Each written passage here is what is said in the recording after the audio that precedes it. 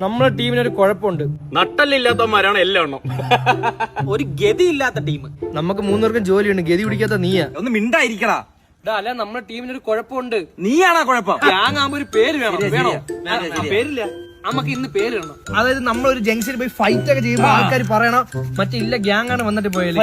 അടിക്കൂട്ടം കള്ളുടി എന്ന് പറഞ്ഞാളെ ലോകത്ത് ആർക്കും ഇല്ലാത്ത റേറ് പേരായിരിക്കണം. ടീം വഹ്. വിനായകന്റെ വിയും നമ്മൾ രണ്ടുപേരെ എയും ഹാഷിറിന്റെ എച്ചും. ഇത് പൊളി ടീം വഹ്. എല്ലാരും കയറി ഇടിച്ചിട്ട് ടീം വഹ് എന്നങ്ങ് പറയണം. വഹ് തുപ്പല് തെറിക്കണേ. വഹ് ടീം വഹ്.